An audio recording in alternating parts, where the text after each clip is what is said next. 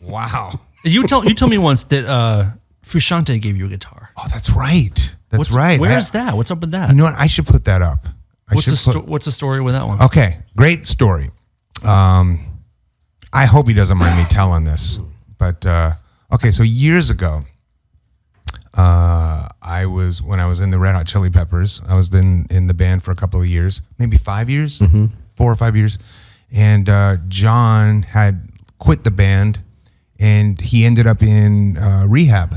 And I don't think it's a secret that he. It's a very publicly known battle thing. And I myself have struggled from.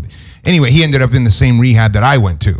So he reached out to me and said, "Hey man, I'm stuck in here. Can you bring me a guitar?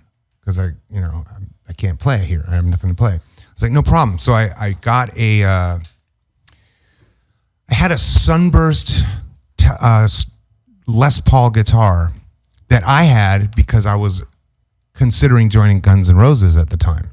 Oh, wow. Yeah, so I had this guitar because... Late 90s or something? Whenever that was. Yeah. I got asked to join Guns N' Roses, and it wasn't the right time for me. I was strung out on drugs or whatever. But I bought this Les Paul, and I had it, and I was like, yeah, man, I'll loan you this Les Paul, and I'll bring it down. So I brought the Les Paul down to where he was in the facility.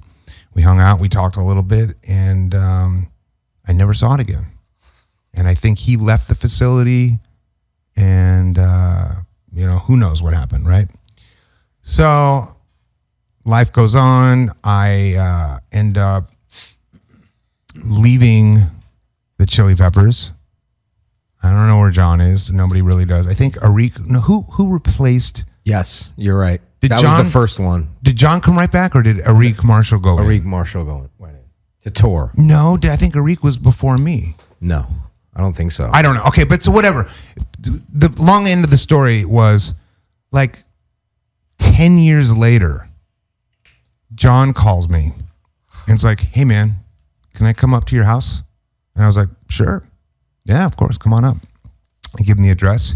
He comes up, knocks on the door, and he's got a guitar case. And I'm like, "Oh, it's not unusual that a guitar player would bring a guitar to a guitar player's house." Yeah. And he opens it up, and it's a black Les Paul. And he goes, "I just wanted to give this to you because years ago, you gave me a Les Paul, and I sold it and bought drugs with it. And I just want to make it right."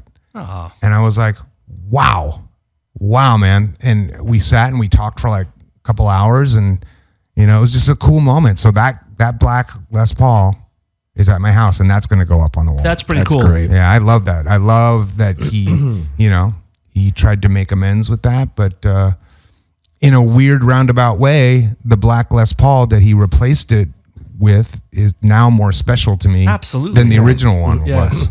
All these years later. Did he sell it to Slash? The Sunburst. That would have been cool. Unlikely. I don't think Slash has paid for a Les Paul in many, many years. Probably since he bought his first one, yeah, I would imagine. I don't think Slash pays for those. But That's a good story. Sweet guy. And I've been getting a lot of Chili Pepper questions lately on the Instagram. I feel like that's pretty common for you, yeah? Well, not as the influx of them. I, for the first time ever, have done that ask me a question thing on Instagram. Yeah.